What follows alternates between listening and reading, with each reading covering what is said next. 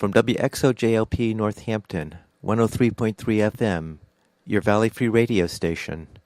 Welcome. I'm Warren Odess-Gillette, and this is A Baha'i Perspective.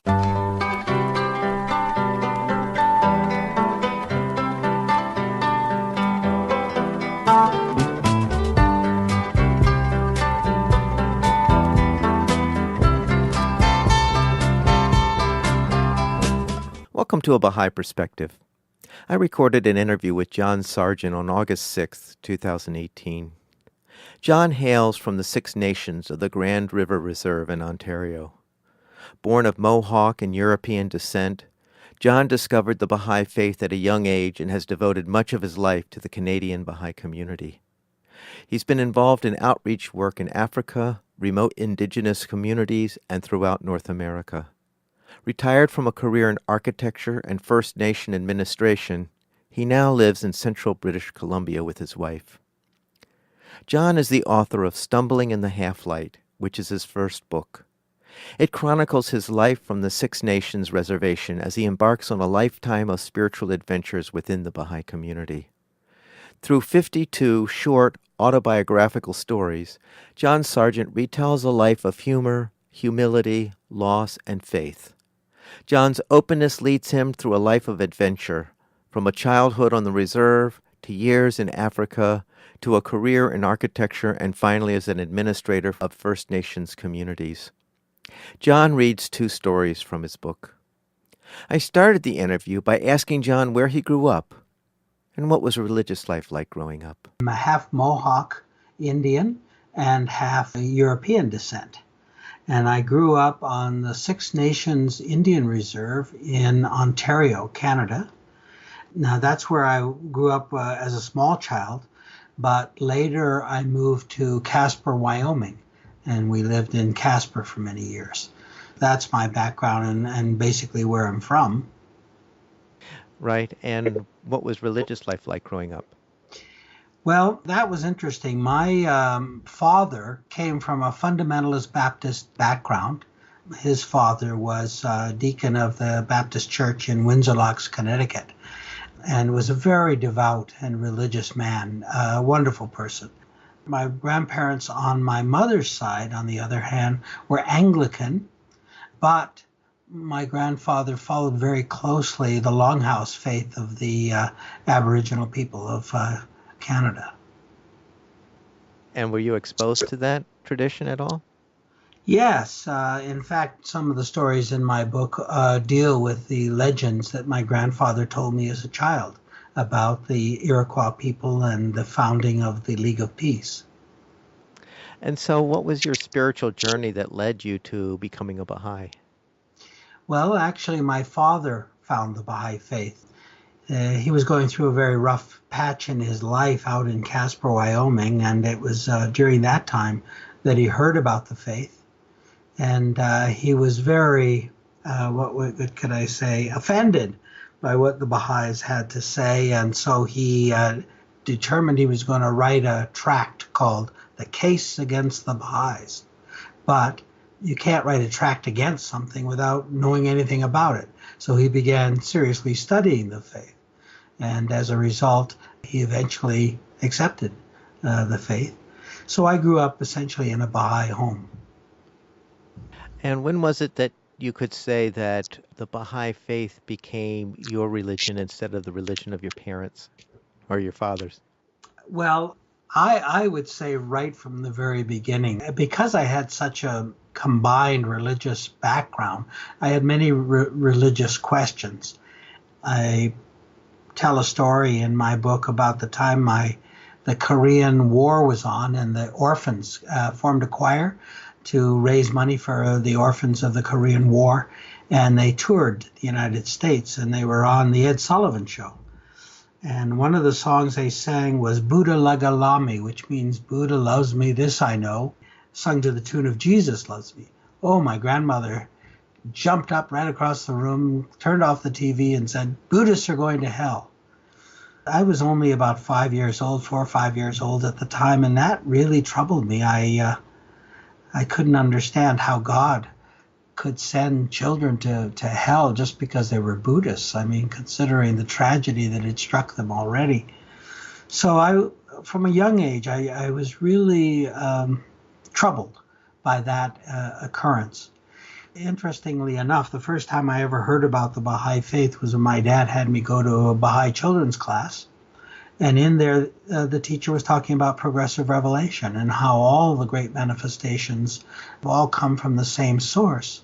I remember being so excited about that God doesn't send Buddhists to hell, and that it's all part of the same developmental process, and God loves us all. And I was, I think, very comforted by that even as 13, 14-year-old child, and wanted to be a part of this faith, wanted to be a part of this concept of unity.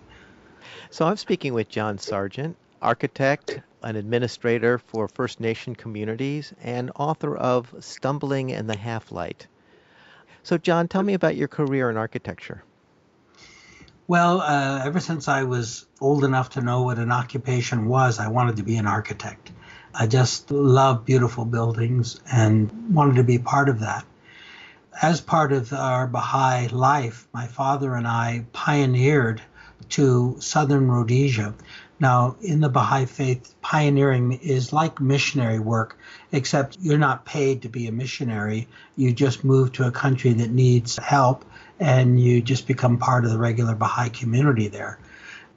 Southern Rhodesia, which today is Zimbabwe, needed some people to caretake the Baha'i center there in Salisbury. So we moved to Africa. So we were in Salisbury. And Salisbury, by the way, is now known as Harare, Zimbabwe now.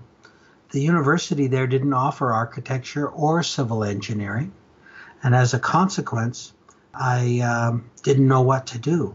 But Baha'u'llah tells us just to rely on God and engage in some occupation, and God will provide that which is destined for us. So I applied for a job as a computer with the Surveyor General. Now, today we know computers as those little black screens and black boxes, but in those days, computers were people who computed, and they needed somebody who could do trigonometry to check the surveys that came in to the Surveyor General. So I did that for a while, and I wasn't really happy with that. That can be a boring job after a while. And so it just so happened that the government was starting a new program where they were training technicians. In Rhodesia at that time, the technicians had to be brought in from England or America, and they had to pay to relocate the families down. So they had the need for architectural technologists, so they set up a training program within the government. Since I was already working for the government, I asked for the transfer over to the architectural technology training program, and I was accepted. And so I started my training then as an architect. So I'm speaking with John Sargent, an architect, an administrator for First Nation communities, and author of Stumbling in the Half-Light. So, John, tell me about your work as an administrator for First Nation communities. As part of my architectural work, I was out in Saskatchewan. My wife and I were living in Saskatoon, Saskatchewan at that time. I saw an advert for somebody that they needed to do physical planning for First Nation communities. And by physical planning, that's roads and schools and housing and subdivisions and that sort of thing. So I applied for and got that job. So for many years, I worked as a capital projects manager for a number of First Nations in Saskatchewan and in British Columbia. As I grew in my capacity to understand the functioning of First Nation communities, eventually I became what they call a band manager up here. It's chief administrator for a First Nations community. And so I began managing whole communities. I enjoyed that work. That was really, I think, the penultimate goal of my career was serving as an administrator in these various First Nation communities, which have a great number of difficulties. Clean water, proper sewage disposal. All of these sorts of things were part of that, but also the social programs and education programs and health programs on the band. And I really enjoyed that work. However, it was very stressful, and it wasn't long before my health began to fade. And eventually I collapsed at work, and that was pretty well my end of my career of doing anything. I'm afraid I have congestive heart failure, so I'm retired now. Oh my, that's tough. So I'm speaking with John Sargent, architect, administrator for First Nations communities, and author of Stumbling in the Half-Light. So John, tell us a little bit about the book Stumbling in the Half-Light. Well, I'm a storyteller. It's a traditional First Nations thing to tell stories. And I know my family used to sit around after Sunday dinner and tell and embellish stories.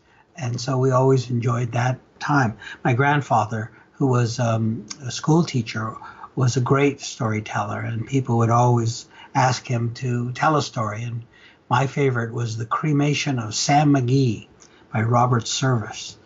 And he would tell that poem often after Sunday dinners. So right from the time I was a young child, I was a storyteller and continued that process right through my life.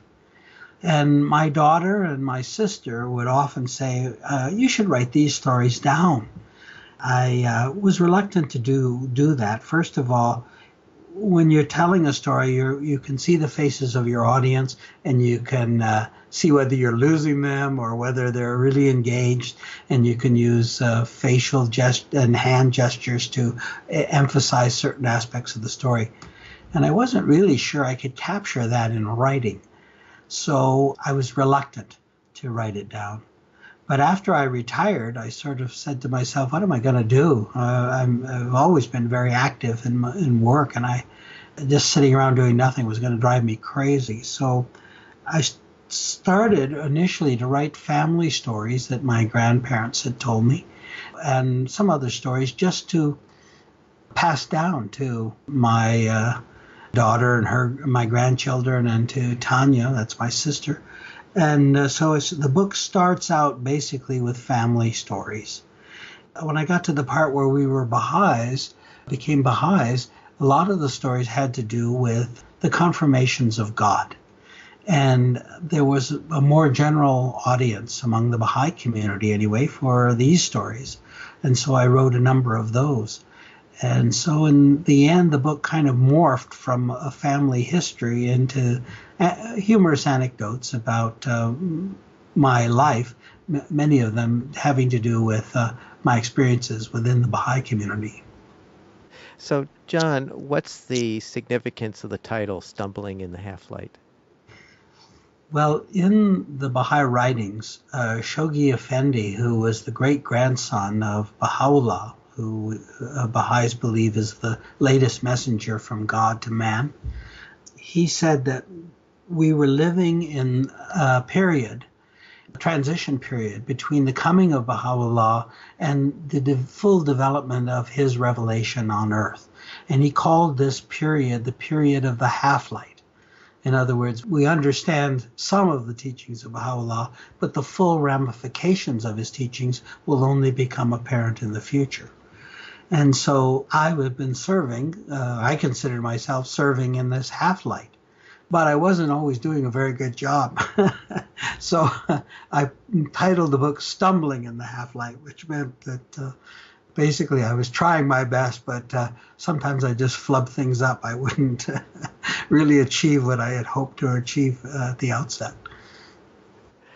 So I'm speaking with John Sargent, architect and administrator for First Nation communities, and author of Stumbling in the Half-Light.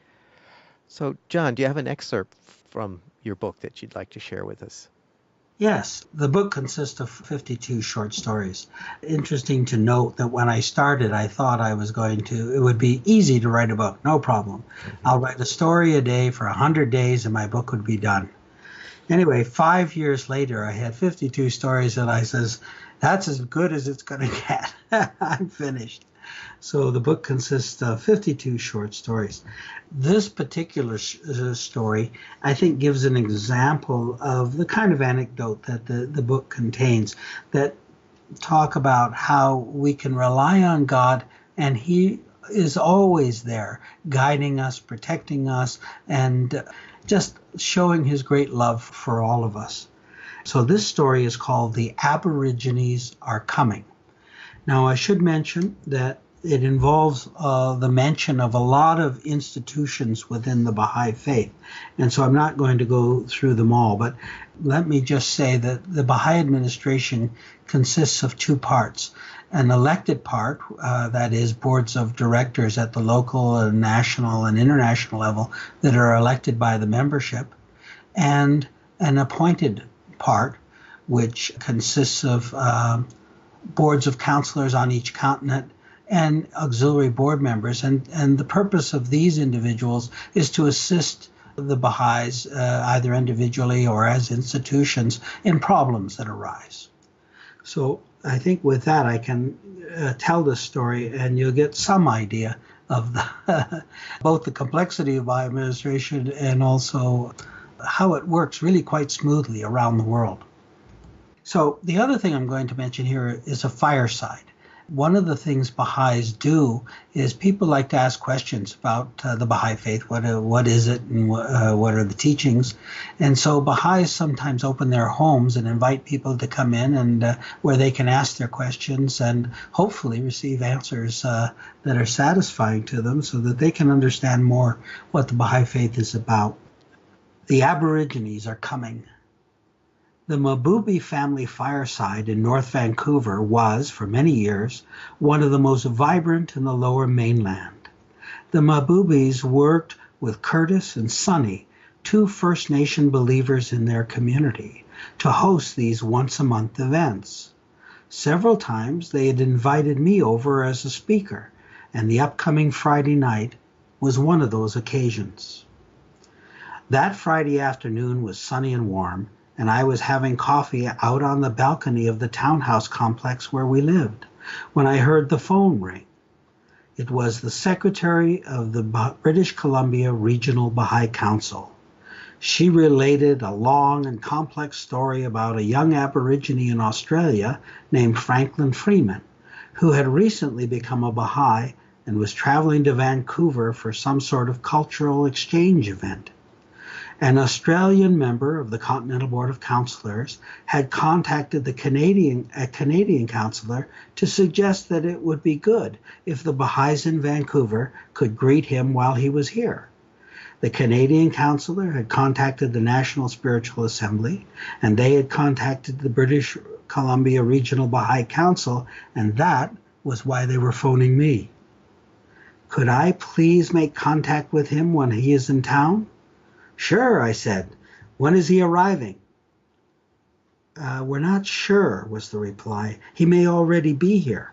Oh, okay. What hotel is he staying at? We're not sure of that either. Oh, okay. What was the name of the cultural event he was attending? There was a long pause on the other end of the line, and then she said, we're not sure of that either. What was his name again? Franklin Freeman, she said triumphantly, as that was at least one fact we had to work with. Okay, leave it with me and I'll try and make contact, I said, and I hung up the phone. The Lower Mainland of Vancouver is a vast cosmopolitan metroplex of several million people, with hundreds of, if not 1,000 hotels, and with many dozens of various cultural associations. How the heck was I going to find Franklin in all that mess? So I decided to say a prayer. During the prayer, a quote from the House of Justice crossed my mind. When the Friends realize that the hosts of the kingdom are waiting to rush forth and assist them, they will then no doubt arise with greater confidence to take the first step. And this, we know, will be aided and guided from on high. For the very act of striving to respond to God's call will bring in its wake countless divine blessings. So I got up and glanced heavenward and said, "Okay, you guys, I'm going to take the first step. The rest is up to you." I got out the phone book and decided to call the Indian and Native Friendship Center in Vancouver. They should know of any Aboriginal cultural exchange event going on in the city. However, all I got was a recording saying the office was closed for the weekend. Well, that was the first step, and nobody home, game over. So I closed the phone book. But as the book closed, I caught the glance of a listing with the words Cultural Festival in the title. What was that? I said to myself, and I quickly leafed back through the book to the page I was on before. The listing was for the International Cultural Festival Society, so I hurriedly dialed that number. The voice of a small child came on the phone and simply said, "Hello." This did not sound promising. Maybe I dialed the wrong number. "Is this the International Cultural Festival Society?" I asked. "That's my mommy," said the little voice. "Is your mommy there?" I asked hopefully. "No." "Will she be home soon?" "I'm not sure." "Okay, I'll call back later." "Okay," she said, and then added, "Do you want her cell phone number?" "Oh, yes, please." As I dialed that number, I wondered how I was going to frame my request. As this festival had its own phone listing, it may be a large event with various groups coming from around the world, and the organizer may not know the names of all the individual performers. But before I could think it through, a quick, harassed voice said, "Charlene here." Yes, Charlene. My name is John Sargent, and I'm looking for an Aboriginal performer named Franklin Free. Hold on a second, she interrupted suddenly. Then a thick Australian accent came through the line. "Frankie here." "Wait, what? Stop. No, not possible." I looked heavenward and shook my head in disbelief. 2 quick calls and I'm talking to Franklin Friedland on the line? That's a great story, John. Great story. So I'm speaking with John Sargent, architect, administrator of First Nation communities, and author of Stumbling in the Half-Light. And he just read an excerpt from one of the short stories that's in the book. Now, John, you had mentioned that there were stories also about your family, and I was wondering if you could share one of those stories as well. All right. Okay, this is a story about ancient family history here. It starts in 1360 AD. I'll give you some idea of my First Nation background. This story is called Wilderness Prophet. When I was a young child, my grandfather Anderson used to tell me the stories of the people, and that I should be proud to be a Mohawk of the Turtle Clan, and how the Haudenosaunee, the people of the Longhouse, came to be. Back in the dark days before the League of Peace, the Mohawk, Onondaga, Oneida, Cayuga, and Seneca tribes lived in the land of the Finger Lakes in what is today upstate New York. While they tried to share the land and its resources, more often than not, these interactions led to competition and conflict. Over time, these conflicts became more savage and nearly continuous. There was no peace or security, and all the people lived in constant fear of raiding parties. Many villagers whose food supplies were stolen or destroyed would starve to death during the long winters. These wars of attrition made the tribes small and powerless, and surrounding tribes would prey on them and push them out of the good hunting grounds. Soon the cry of the people reached up and touched the heart of the Great Spirit. He sent a messenger to a young girl across the Great Water in Huron territory, near Tyendinaga Reserve today, to tell her that she would give birth to a special child formed by the Creator to bring peace to the people far to the south. She was to call the child Degondawida. Now, just a footnote here, my grandfather always called him the peacemaker, as his name is so holy it should not be used in general conversation. However, the girl had a premonition that her child would bring great evil upon her own people in the future, and she tried 3 times to drown him. But each time the child bobbed to the surface unharmed. Eventually, she accepted her responsibility, and her son grew up strong, handsome, and spiritually powerful. His only imperfection was that he suffered from a speech impediment. When the time was right, the Creator revealed to the peacemaker his great commission, to go to the warring tribes across the great water and bring the law of love and peace. At first, the peacemaker was reluctant to take on this role and complained that his speech impediment would just make him a laughingstock. The Creator reassured him that through the power of the Holy Spirit all things were possible, that he would raise up a mouthpiece who would speak on his behalf, and to be not afraid of anything, for he was always with him. The Creator then raised up out of the lake a fine stone canoe that the peacemaker could use to travel to the tribes to the south. When the peacemaker reached the southern shore, he happened to land in Mohawk territory. The chief of this area was a much feared, fierce warrior who ate the hearts of his enemies to capture their strength and courage. His name was Hiawatha, and he was amazed to see the peacemaker's stone canoe and fearlessness, and invited him to his camp to find out why this stranger had come to his territory. The peacemaker told Hiawatha that the Great Spirit had sent him because he heard the cry of the people, and that it was his desire to see peace and trust restored among the tribes.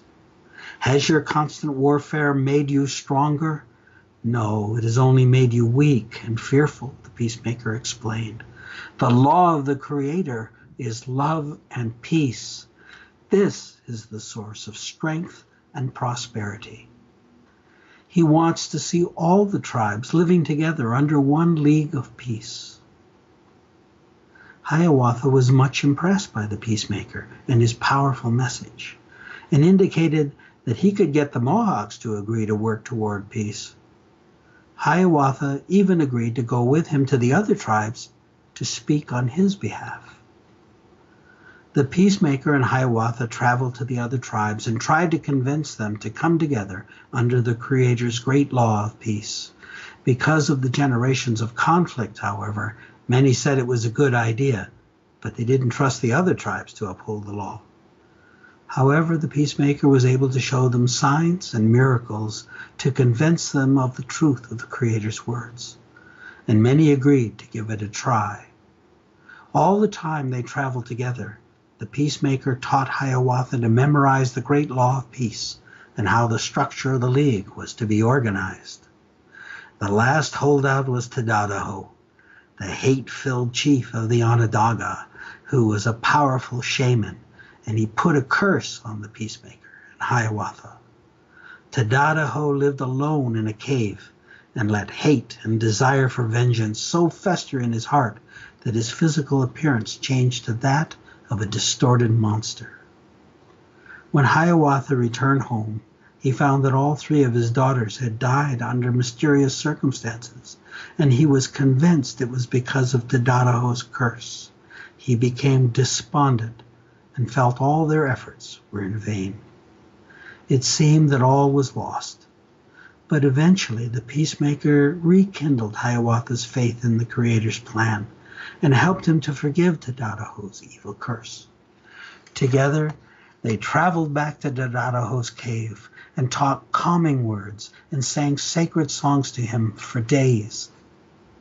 Eventually, Tadadaho's countenance began to change. The evil spirits of hate and vengeance left him, and his face became radiant with smiles. So changed was Tadadaho that he became the most ardent supporter of the peacemaker and Hiawatha, and was eventually named Grand Chief of the League and hereditary keeper of the council fire. With all the tribes willing to try, the peacemaker convened a council fire and brought all the chiefs together. He said that the 3 main principles of the great law of peace were that through consensus the people should agree on the hunting grounds allocated to each tribe. They should reduce their weapons to those required for hunting only. And if any one tribe were to rise up against the other tribe, then all the other tribes should intervene to stop the aggressor. He then pulled up a young white pine tree, and below the root ball, a hollow area containing a small stream opened up. And he asked the war chiefs to throw their war clubs and hatchets into the hollow. After this, he replanted the tree and said that as they applied the Creator's great law, their peace and prosperity would grow like this white pine. 4 white roots of peace would grow out from this spot into the 4 directions, and eventually an eagle would build a nest on the top of the tree as a symbol of the all-protecting eye of the Creator over them. He then tied 5 arrows together in a bundle and asked each of the chiefs to pass it around and try to break it. The bundle went around the circle, but none of the chiefs were able to break it. This, he said, was symbolic of the League. As long as the chief held fast to the great law, they would be unbreakable like the bundle. Then he cut the bundle apart and easily broke one of the arrows. If you turn aside from the great law, you will each become like this one arrow and be easily broken. He added, I tell you this, there will come a time in the future when your descendants will turn back their heels on the great law. This will bring a time of great trouble. Your people will be broken. You will become strangers in your own land, and the trees will begin to die from the top down as a sign. When this time comes, he continued, I will return and reestablish the peace. This time, not just among the 5, but among all the nations. After the council fire, he left the chiefs in the hands of Hiawatha and Tadadaho, got into his stone canoe, and paddled off to the west, never to be seen again. Then these nations remained united, and the organization of the League brought peace and security. Years later, when I heard that Baha'u'llah had come from God to establish peace among all the nations, I remembered this story of the peacemaker told to me by my grandfather. Then when I read Baha'u'llah's writings about the lesser peace, I was really amazed. He said the 3 main principles of the lesser peace were that the nations should, through consensus, fix their boundaries with one another. They should reduce their armaments to those required for internal security. And if any one nation were to rise up against another, then all the nations should rise up to subdue that aggressor. I realized then that Baha'u'llah fulfilled within himself the prophecy of the peacemaker, that he would return and reestablish the law of peace among all the nations of the world. So I'm speaking with John Sargent, architect, administrator of First Nation communities, and author of Stumbling in the Half-Light, and he had just read an excerpt from his ancient family history, which was very interesting. John, where can people find your book? Well, right now it is available on Friesen Press bookstore, and that's Friesen Press bookstore, Amazon, Barnes & Noble, Indigo Chapters, iTunes, and in most of the other stores the book is listed as not in stock, but that's because it is published on demand. And so they can go ahead and order it from Amazon or Barnes & Noble or whichever store they want, and it will come in the mail. It'll probably take a little bit longer because it is print on demand. Well, John, I want to thank you so much for sharing these stories with us. Yes, well, I want to share it with everyone. So, you can online, you can get a little bit of a preview. And so I encourage your listeners to go online. Stumbling in the Half-Light is the name of the book. And if they just Google that they should get to Amazon or one of these other bookstores. And they'll give you a little bit of a preview there. So you have a website of your own as well? Yes, I do. It's also Stumbling in the Half-Light that can be Googled. And you'll find when you Google Stumbling in the Half-Light, a whole bunch of sites will come up. The one that's marked Home, Home, is the website for the book. I hope you enjoyed that interview with John Sargent, architect, former First Nation administrator, and author of Stumbling in the Half-Light. You can find a link to his website on my post for this interview on abahaiperspective.com. You can also find other interviews at abahaiperspective.com and on the YouTube channel, A Baha'i Perspective. You can also subscribe to the podcast on iTunes by searching for A Baha'i Perspective. For information specifically on the Baha'i Faith, you can go to the website baha'i.org, or you can call the toll-free number 1-800-22-UNITE. I hope you join me next time on A Baha'i Perspective.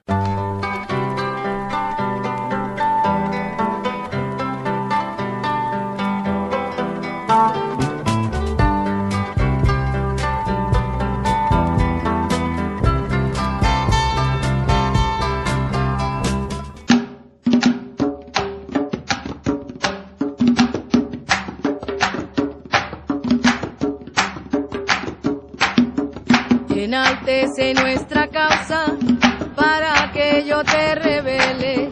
Enaltece nuestra causa para que yo te revele los misterios de mi grandeza y así brille con mi luz. Los misterios de mi grandeza con la luz de la eternidad. Oye, oye.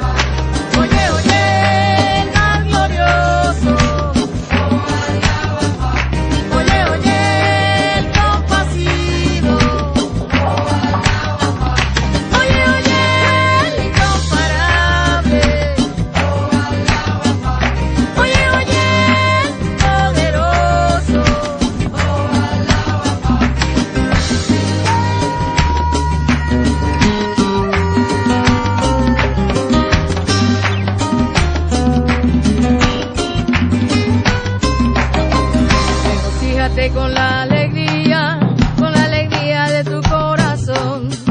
Regocíjate con la alegría de tu corazón. Y merecerás hallarme, mi belleza reflejar. Y merecerás hallarme, mi belleza reflejar. Oye, oye, el más glorioso. Oye, oye.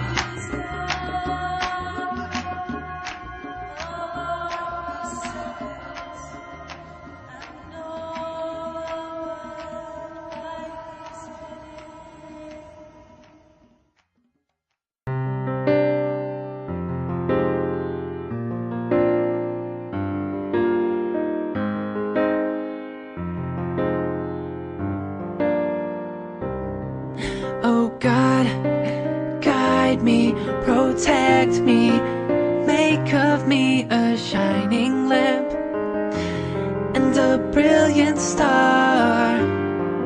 Oh God, guide me, protect me, make of me a shining lamp and a brilliant star. I was given my name and placed in this family, told what to think in this life that they've handed me. They say they're right, but deep down I know that they are wrong. So I gotta stay strong and keep holding on. But it's hard when it feels like I've got no voice. I'm treated like a child, so I've got no choice but to turn to my friends who make me one of them. The pressure never ends, oh God. Oh God, guide me, protect me, make of me a shining lamp and a brilliant star. Oh God, guide me, protect me, make of me a shining lamp and a brilliant star.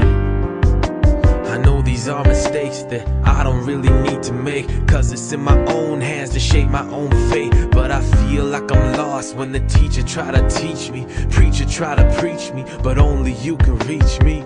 I know you're always there, I know you've always cared, cause I can feel that there is hope, but my vision is impaired by the clouds that have found me as darkness surrounds me. Oh God, guide me. Oh God, guide me, protect me, make of me a shining lamp and a brilliant star. Oh God, guide me, protect me, make of me a shining lamp and a brilliant star. Make me a star, make me a lamp, ignite my heart, make it shine in this land. Oh my God, my life, my desire, I wanna spread love just like a wildfire. Make me a star, make me a lamp, ignite my heart, make it shine in this land. Oh my God, my life, my desire, I wanna spread love just like a wildfire. Oh God, guide me, protect me, make of me a shining lamp and a brilliant star. Oh God, guide me, protect me, make of me a shining lamp and a brilliant star. Oh God, guide me, protect me, make of me a shining lamp and a brilliant star.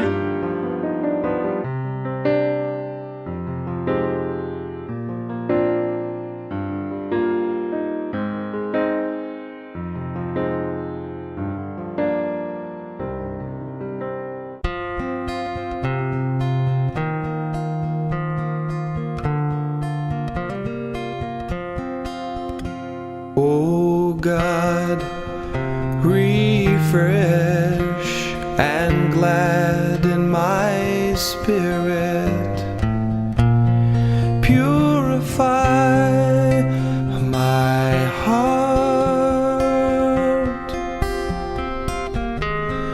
illumine my powers. I lay all my affairs in thy hand. Thou art my guide and my refuge. I will no longer be sorrowful and grieved.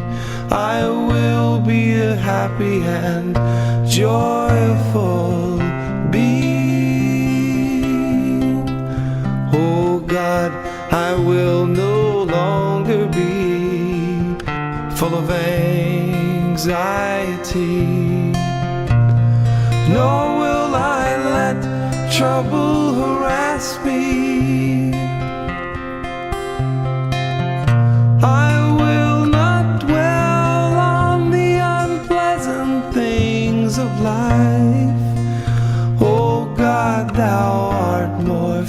friend to me than I am to myself. I dedicate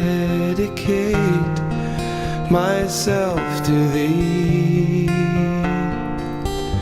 oh Lord.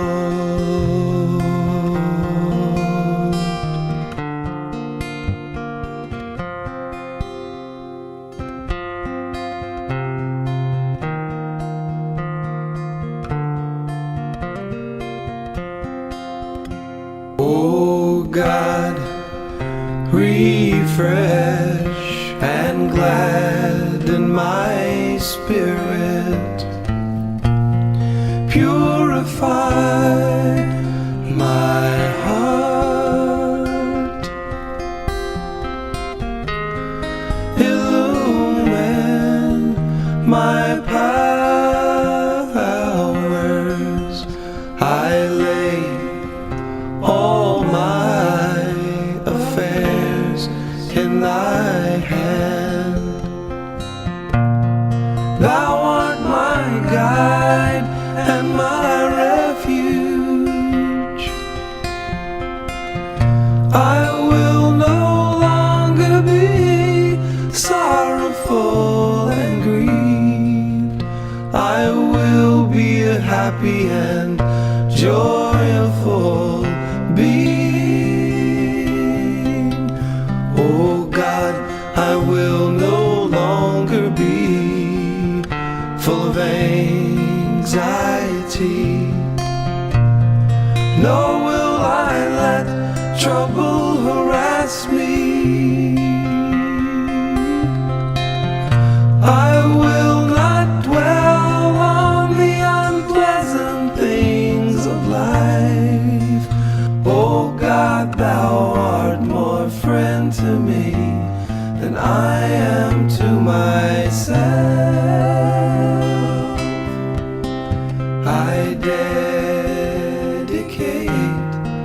myself to thee, oh Lord.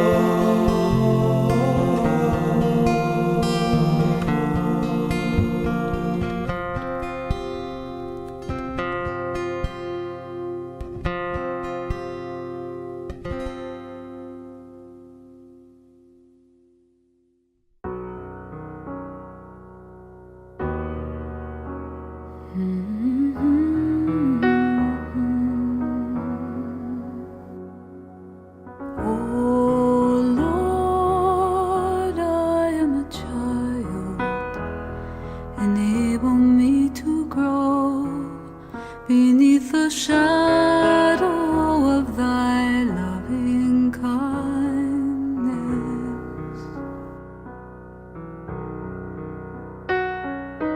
I am a tender plant.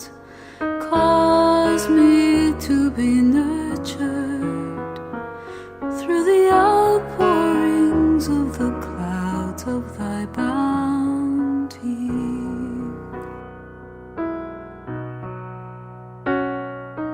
I am a sapling of the garden of love. Make me into a fruitful tree.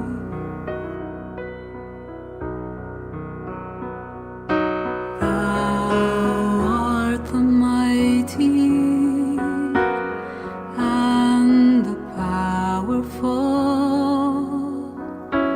and thou art the all-loving, the all-knowing, the all-seeing.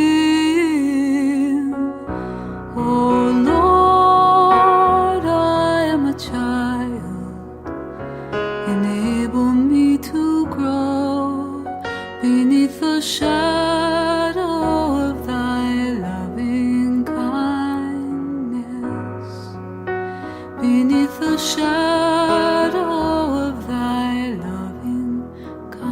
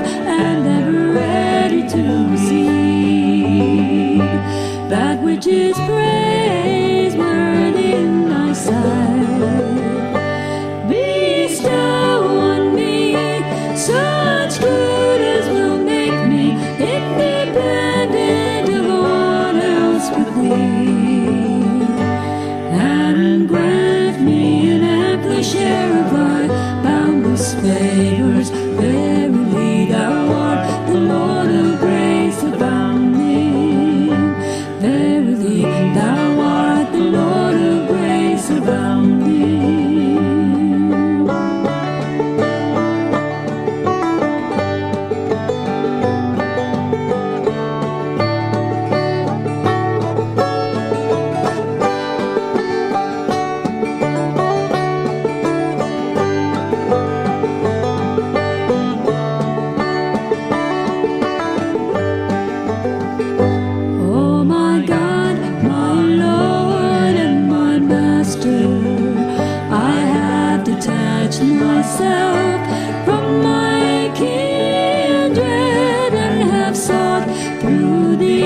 become independent of all that dwell on earth, and ever ready to receive that which is praiseworthy in thy sight.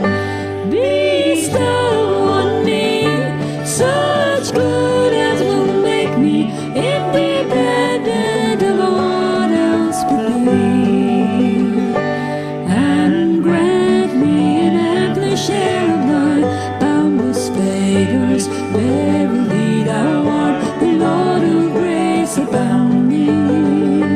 Verily thou art the Lord of grace abounding. Verily thou art the Lord of grace abounding.